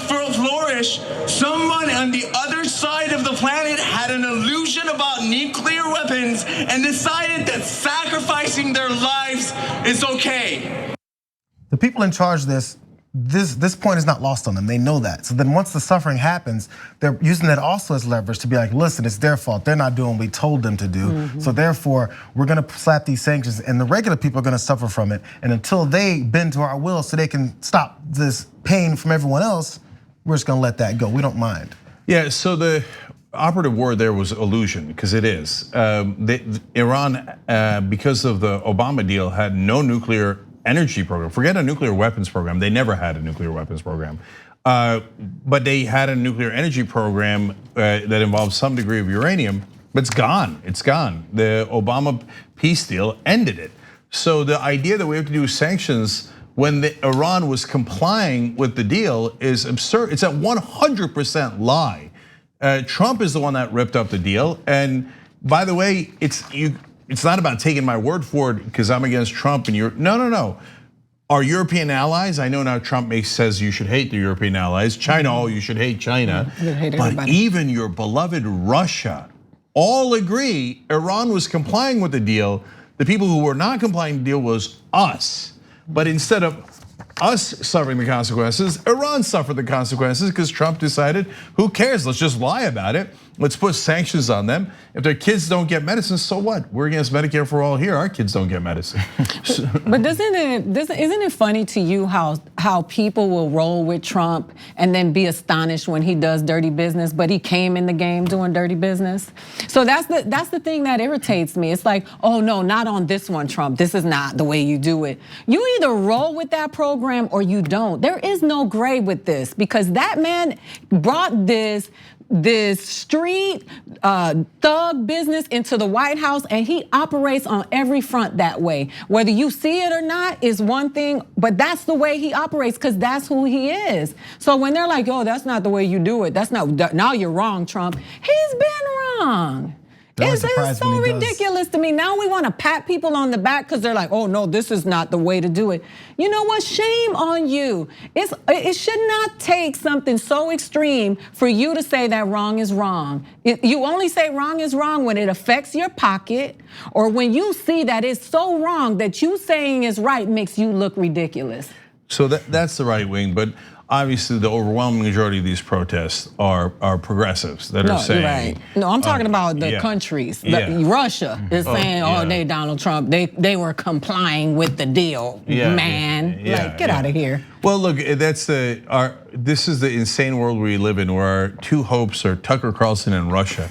Because those are apparently the only people that could talk Trump out of war or any stupid thing he's gonna do. So if Putin's against it, good. I'm happy that he's against the war. Too. I don't know if Trump got a call or anything from him. I know there's reporting that he listened to Tucker Carlson's show and changed his mind. But look, the progressives out there, I love it. Yes. And so thank you, because it makes a difference. You guys go out there, you do a big protest, you have the speakers, we cover it, and the message gets out. It gets out to more and more people about how, hey, look, number one, the war doesn't make sense, but number two, the sanctions are immoral, lead to people's deaths, it leads to kids' deaths, and in that particular case, they didn't deserve it at all. It's all based on a total lie from Trump. And it's mainly because of his insecurity about Obama. We had a great deal and Trump is the idiot who tore it up because he couldn't stand that Obama got us a fantastic deal that the entire world was happy with. One last thing I just want to say is that we talk about money and economics because at the end of the day, this is what all the things we talk about how we need. I got called a neoliberal the other day. That was like the first time somebody said that to me. But about what? Yeah, but it's new for me because But it was just like you guys want to take the money and you want to do this and you want to do that. We're always crying about how we don't have money for the homeless. We don't have money for education. We don't have money for medicine. You people out there crying for this war, talking about you don't have money to pay for your diabetes medication, and look how much money we will spend to just kill people. And that to me is just ridiculous. It's ridiculous. All right, we gotta take a break, but when we come back, you are gonna hear an unexpected apology from an unexpected Republican in the House when we come back.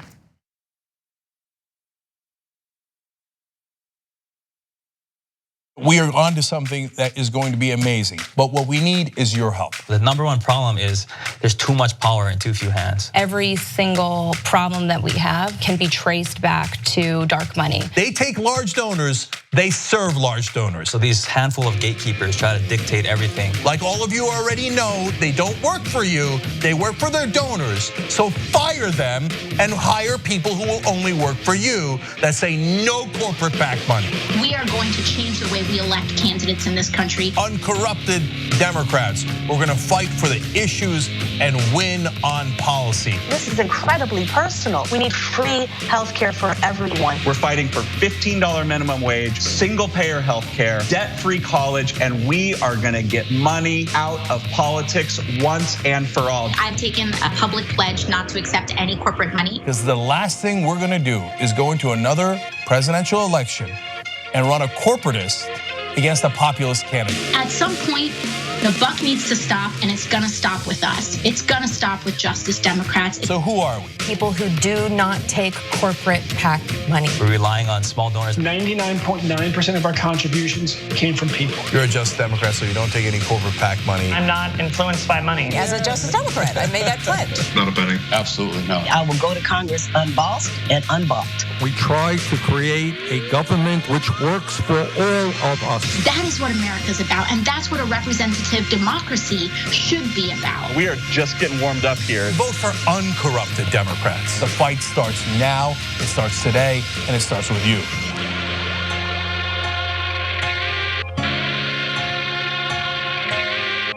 I've been honest with him. Like, yeah, I was upset with you and I should have done it. But instead I was like, I'm just trying to protect my engagement ring.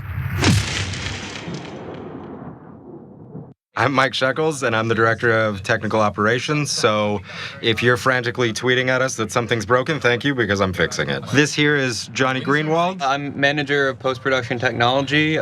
Simplest terms is I deliver the content, so I deliver everything that you lovely people see. We are monitoring transmissions and levels, just making sure everything is FCC compliant, because you will get fined if you are out of the range. And this is our master control room, which we had to build because we were doing this all piecemeal and it was hard to keep track of everything. So we have many, many more destinations than ever before, and we created this room to consolidate it, to make sure that everything's going out is up to standard, so we meet all of our contractual agreements.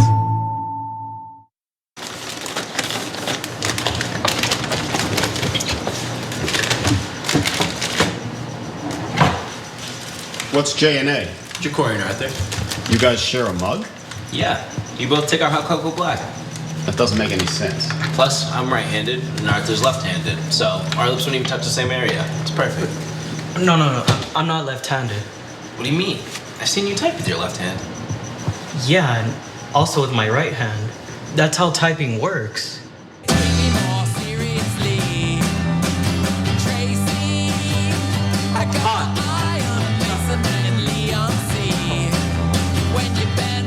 So this is what democracy looks like. When I think back to the debates in 2016, this was a very different party that was debating. First time in my lifetime that I've actually had progressives represent us. Here comes Bernie. This whole debate tonight was shaped by progressives. We have to live our values every day in a campaign. She came with receipts. That was her strongest moment by far. This is going to be one of the best primaries we've ever seen. This is what we've been saying would happen, and now it's playing out on the debate stage.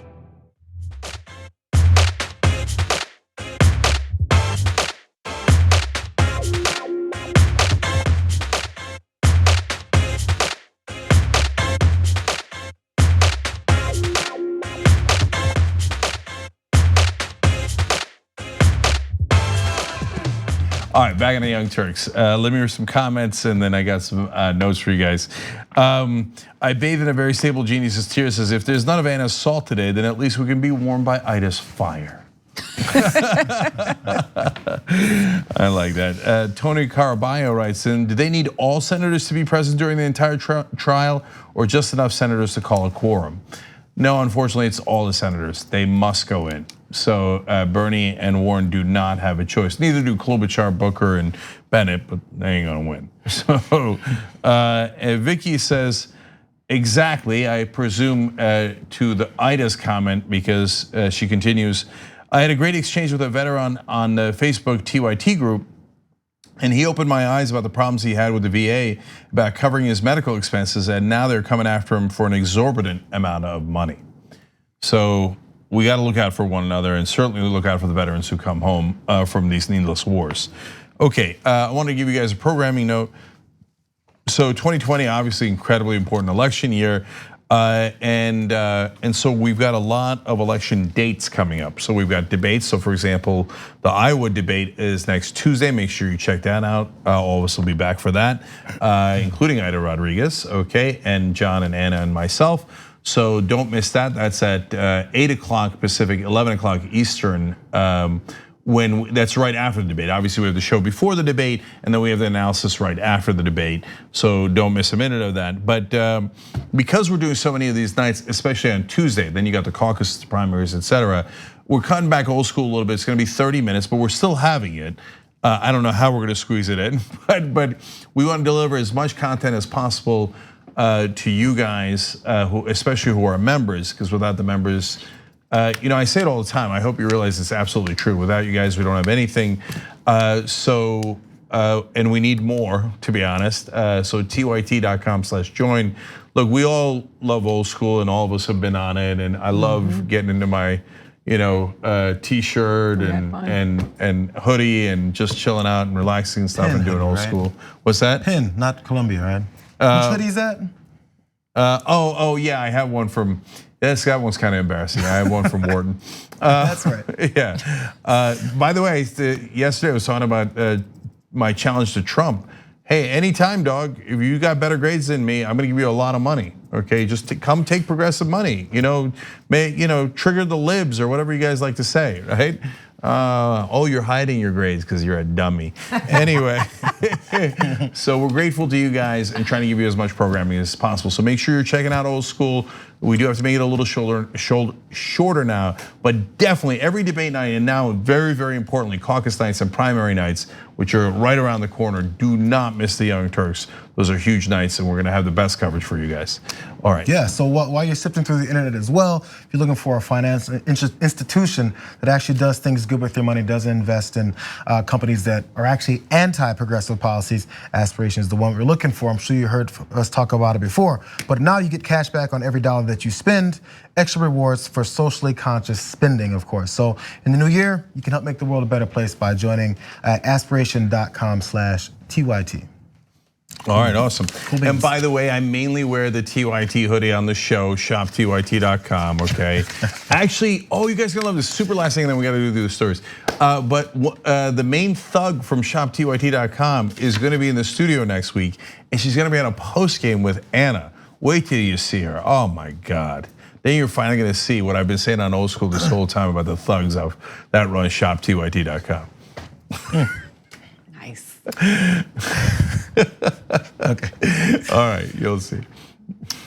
Congressman Doug Collins of Georgia chimed in on the debate back and forth about the fallout from Trump's taking out of Qasem Soleimani in Iran, and also the War Powers Act vote that the House conducted. But in some of the things he was saying, which we'll get to in a second, he's had to apologize for comments where he was targeting Democrats, saying that they're in love with terrorists. Let's first listen to what he had said originally. Nancy Pelosi does it again, and her Democrats fall right in line. One, they're in love with terrorists. We see that. They mourn Soleimani more than they mourn our Gold Star families, who are the ones who suffered under Soleimani. That's a problem. So after that all went down, many people came out in opposition to those comments, which we've heard that echoed from other folks on the Republican side of the aisle. But there was a series of tweets that Doug Collins came forward with to make sure that he cleared up the air about what he really meant. So he started by saying, "Let me be clear. I do not believe Democrats are in love with terrorists," despite the fact that he just said it. "And I apologize for what I said earlier this week." He continued on, "The comment I made on Wednesday evening was in response to a question about the War Powers resolution being introduced in the House and the House Democrats' attempt to limit the president's authority. As someone who served in Iraq in 2008, I witnessed firsthand the brutal death of countless soldiers who were torn to shreds by this vicious terrorist. Soleimani was nothing less than an evil mastermind who viciously killed and wounded thousands of Americans. I promise we're almost done. Those images will live with me for the rest of my life, but that does not excuse my response on Wednesday evening. And lastly, I remain committed to working with my colleagues in Congress and with my fellow citizens to keep all Americans safe, he says. Some of the people that potentially pushed him to go this route was Senator Tammy Duckworth of Illinois. She was asked about it I believe on CNN, and she had this to say. I'm not going to dignify that with a response. I left parts of my body in Iraq fighting terrorists. I don't need to justify myself to anyone. I want to ask you, when he brings up Gold Star families and they become sort of like a pawn in this political discourse. I'm disgusted. I will never, ever use Gold Star families, military men and women, or their families as any pawn in any political game. Let me tell you something. This issue is about America's national security. It is not a partisan political issue. So of course we did hear him apologize, see him tweet his apology. I don't believe I've seen him on TV yet, voicing his apology. But if you thought it sounded familiar, there was a couple other figures on the Republican side of the aisle that also had this to say that was very similar to what Colin said. It was a classic Donald Trump speech. And you know what? The Democrats not only are all those things, they also support terrorists, apparently, because so many of them think that killing Soleimani was a terrible idea. It's crazy to hear, but that's where they are. They've really gotten so far off the rails, Stuart. I think it will be an easy choice for people in 2020. You don't see anyone standing up for Iran. You're not hearing any of the Gulf members. You're not hearing China. You're not hearing Russia. The only ones that are mourning the loss of Soleimani are our Democrat leadership and our Democrat presidential candidates. No one else in the world, because they knew that this man had evil veins. So real fast, before we open it up, his aide, also Doug Collins' aide, did give some background as to why he decided to apologize. It wasn't necessarily just Duckworth come forward, but his aide said that the apology came after he took a step back and saw how his comments about Democrats and terrorists had come off. Leadership didn't talk to him about it. No, Republican leadership did not talk to him about it, but he felt like it was something he needed to do. The aide also said that his remarks, the Democrats were in love with terrorists, had come from a place of emotion. And when he took a step back and thought about how the comments had affected his Democratic colleagues, he felt like he had to apologize. The aide also lastly said that it was not about Duckworth alone, but about his Democratic colleagues as a whole. Are you guys accepting this apology? Yeah, so first of all, in the beginning when he said it seemed like he was not going to apologize, he said, oh, misspoke, it came out wrong or something. I was gonna be like, hell no. No, but he did actually apologize. So why? Let's cut to the chase. It ain't Tammy Duckworth, it ain't the Democrats. He called out saying that they were in love with terrorists because they voted for the War Powers Act to be enforced by Congress and take away some authority from the president. But so did some Republicans like Matt Gaetz. So then he has to turn around and say, oh yeah, Matt Gaetz loves terrorists. I can't do that, that's my buddy who's massive right winger, along with a couple other Republicans in the House. And then now there are a couple of senators, Republican senators in the Senate saying, we agree with Gaetz and the others, Mike Lee, Rand Paul. So when it touches other Republicans, they're like, oh, I didn't mean it, man, sorry, yeah. So I think that's actually what happened here. Now, remember when Nikki Haley said it, for example, at that point, no Republicans were on that side. So the Democrats were mad, it didn't make any difference at all. Nikki Haley never apologized. And by the way, I have to note for the record, every time she 100% lied, the Chinese and the Russians did not agree with our killing of Soleimani and were fairly livid over it. She said, oh, they like it. Yeah, you're a liar. And no one in the media will correct you except us, so I'll do it. You can check it yourself, you can Google it, you can do anything you like. The Russians and the Chinese are mad. Also, there are no such thing as evil veins. They're like, oh, the brilliant, moderate Nikki Haley. No, she's an idiot and a warmonger. But you look, for me, I never think the Democrats do it right in terms of their rhetoric in situations like this. So Tammy Duckworth did a great job, and that what she said was very powerful. But they're always asking for an apology. They're always saying that oh my God, don't say that bad stuff about us. No, I go over the top. You know what? Collins is un-American. And why? Because it's in the US Constitution that Congress authorizes war. And that's what that vote was about, Congress authorizing war. In fact, even Matt Gaetz said, look, if we're gonna send our troops to fight those wars and they have the courage to do that, we ought to have the courage to vote on it as the Constitution dictates. I know broken clocks right twice a day, but hey, I'll take it. Credit where credit is due. I can't stand Matt Gaetz. I've called him a brown shirt. I've called him every name in the book, and he is one of the most right-wing guys in Congress without any doubt. But he's right on this one, and so the reality is when guys like Doug Collins say that Congress should abdicate their constitutional duty, that's an un-American thing for Collins to say. So don't just ask for an apology, go punch him in the mouth rhetorically. Yeah, I have a question. So when the Republicans and the Democrats vote for the president and the Republicans win and the president becomes the president, is he not the president of those Democrats as well? Yeah, well, that's the way it's supposed to work, and that's what the Democrats say after they win every single time. Okay, so and the Republicans go, Democrats, yeah, whatever, we're gonna own them, man. We're gonna own the libs. Blah. But the congressmen, or these Congress people, they are so offensive to their Democratic constituents, like constantly insulting them. Like when I hear him saying that the Democrats love terrorists, I know he's talking about politicians, but I just feel like these people have lost the way of what they're supposed to be doing as public officials and servants, because that's what they are. They take these positions of superiority amongst the people that they're supposed to be representing, and they're supposed to be on the ground with the people and the voice of the people. But so when I hear him say this, and I watched him, no, your apology is not accepted because the apology is motivated by something else other than your conscience. But this whole idea, people get mad at me because I employ empathy when it comes to the people who support Donald Trump that are not wealthy and that are on the ground, that are poor and don't realize that they are being puppeted. It is a constant daily insult of the intelligence of the people who support this party. It is offensive. And those people should not only be, they should be offended that every day somebody is insulting them. They're trying to trigger them emotionally. They're trying to trigger them with fear and hate, and really think that they are so dumb that all they care about is fighting people of color, and it just makes them seem like savages. And so when I hear those people talking to them, I'm like, I'm so glad they don't like me.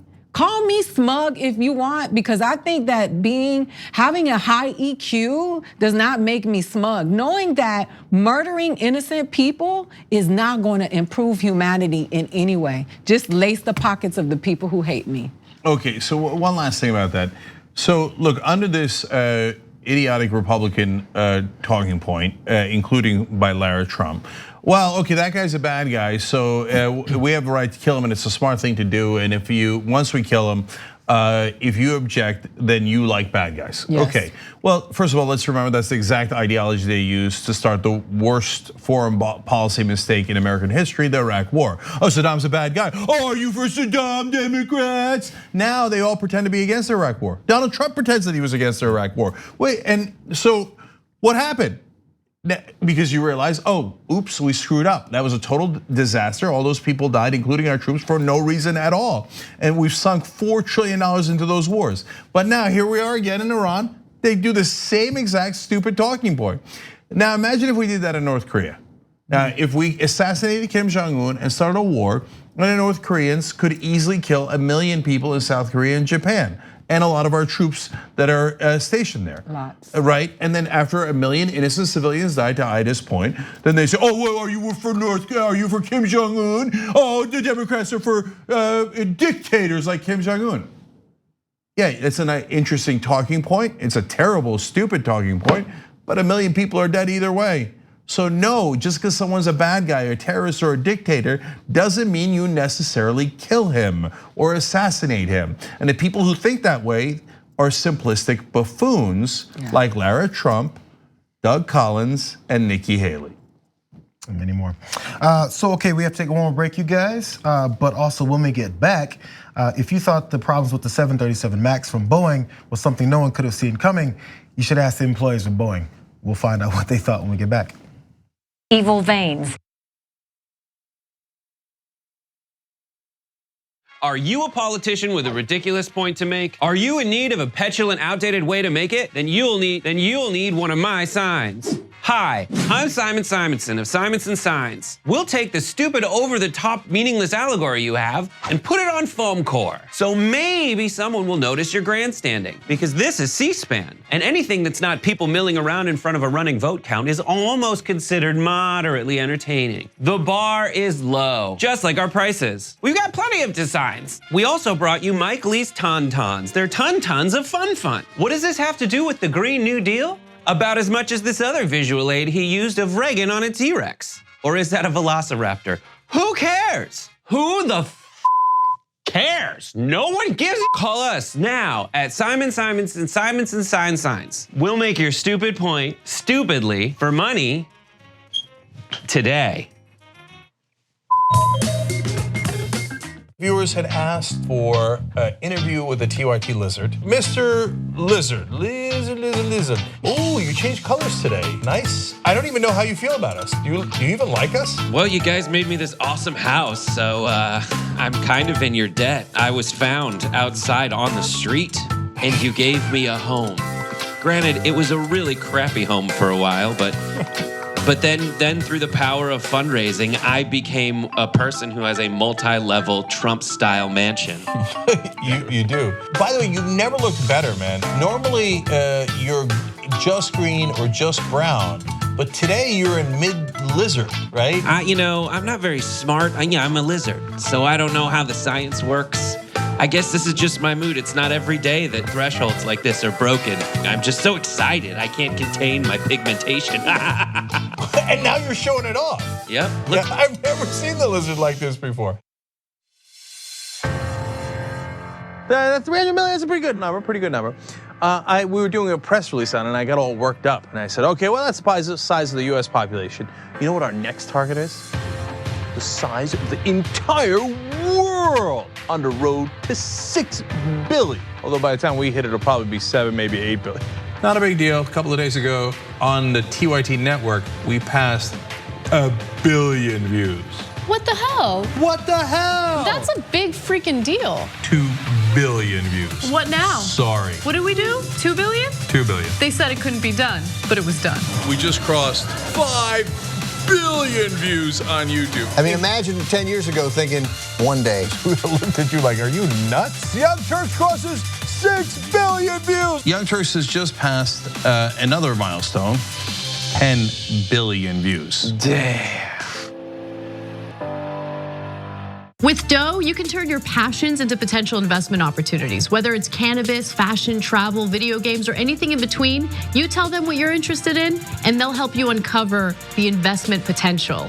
Doe provides your daily one-stop investment shop with lists of companies that relate to your personal interests, relevant news, and your favorite stocks and videos that unpack today's money-moving headlines in under 3 minutes. Go to doe.com/TYT. Our system is inherently rigged against the will of the people. They have 50% of the vote, and in a democracy, they should have 50% of the seats. But if you live in an insanely gerrymandered district, your vote functionally doesn't matter. We drew the map in a way that even though we get 50% of the vote, we're gonna get 13 out of the 18 seats. You don't actually have the ability to translate the will of the voters in your area into actual government policy. They should not be allowed to gerrymander these districts. We should actually have a democracy. Al-Baghdadi, terrorist, Antifa, Al-Qaeda, Norway. All right, back on the Young Turks. Just 2 quick comments here from the member section. Behold a white horse, writes in. It's so rich to see Haley bemoaning Democrats support terrorists while she constantly defends the Confederacy and the Confederate heritage. Disgusting. That's true. The Confederacy did kill more Americans than any other foreign entity. And then Linda, hashtag Bernie 2020, writes in on Twitter. I love Ida, and I could see her being a Bernie surrogate. Could you see her and Nina together? Bam. Okay, that's what she wrote. They actually reached out to me. Oh, did they? Oh my God, do it. That'd be super fun. Okay. All right, Jared, what's next? Local LA weekend anchor Courtney Friel of KTLA out here. She's apparently been taken off of the air after the New York Daily News featured her, an excerpt from her book, which is entitled Tonight at 10, Kicking Booze and Breaking News. This book included some uncomfortable interactions that Friel had with Donald Trump, apparently, while she was also working at Fox News. So some of the parts of the story include, she claimed that Trump once phoned her and called her, quote, the hottest one at Fox News. What an honor. And then allegedly said, you should come up to my office sometime so we can kiss. Who says that? I mean, the guy who said you can just kiss them, you can just grab them and kiss them. Remember that interview? Yeah. I mean, if that offer wasn't, nice enough to hear. So this all happened. So Friel's book, it was, as I mentioned, it was featured by the New York Daily News. Next day, she wasn't in the anchor chair at her regularly scheduled 5 o'clock slot in the evening. Nor was she in at 6, nor was she in at 10, nor was she in a chair at 11. And on Sunday, she again was not in the anchor chair at 5, 6, 7, 10, or 11. What a schedule. Yeah, I like the way they included every single one. I was like, man, this is gonna keep going on. So also, as part of her vacation package, she wasn't planning on going on vacation until after the following Monday, but KTLA seemingly disappeared her right after the Daily News excerpt was published, causing people to question the unannounced break. So, is this like a conspiracy theory? No. Or maybe they just want to go on vacation. She's working too hard. No, it's crystal clear because apparently a paparazzo caught up with her at a Whole Foods in LA, which I thought was fun, and asked, why are you not on the news right now? Because it was the weekend when she's supposed to be anchoring. She answered, that's a good question. I'm the weekend anchor. Ask them. Okay, well, there you have it. Okay, so that means they definitely took her off the air. Now, we get to legal questions of, can you do that? Quick answer, no. So if someone complains about sexual harassment, whether it's someone at the company or the president, you can't punish them and take them off the air. Apparently, a source familiar with the matter said that her accusation against the president and her open support of Trump's many sexual misconduct accusers made the network question her objectivity. What? Wow. Wait a minute. If she didn't notice all of the accusers saying the president sexually harassed or assaulted them, then you should question her objectivity, because they definitely said that, and that's a massive issue. And wait, would it be objective to say that the women are lying or to not support them? Would it be objective to say the things that happened to me didn't actually happen to me? Is that what you want your reporters to do? No, your reporters are supposed to report the facts. And she's being punished here for reporting the facts, let alone the fact that it's potential sexual harassment or assault of her. I mean, it doesn't get any more callous than that. It doesn't matter because she's a woman. I mean, I don't know if you guys saw Unbelievable on Netflix, but this is a whole series about this, how they convinced this woman to say that she wasn't harassed because it was inconvenient for her to be sexually harassed. And this is why people who have been victimized don't talk and they don't report these incidents, because this is the kind of backlash and consequences that they get. And you shouldn't have consequences for reporting your victimization. But that's the world that we live in. And you know what's funny is, like, how many more women have to say that Donald Trump sexually harassed them? Like, when will it be valid enough? Is it gonna take Ivanka to say that she got sexually assaulted by Donald Trump for it to matter? Because none of these women seem to matter. Nancy Erica Smith, who represented Gretchen Carlson in the Roger Ailes case, said, quote, no woman can be legally retaliated against for speaking about sexual harassment. It's a protected activity under federal and California law. So KTLA might be in some trouble, and I think they should be, because it looks like they clearly took her off the air. But to me, actually, so that's a horrible, horrible problem. But there's another giant problem here, which is the media saying, we don't care if you're right. That's no longer the standard for being objective. The standard for being objective is being neutral. Yep. And neutral to the facts, neutral to truth and lies. Republicans and Democrats, Trump and anti-Trump people.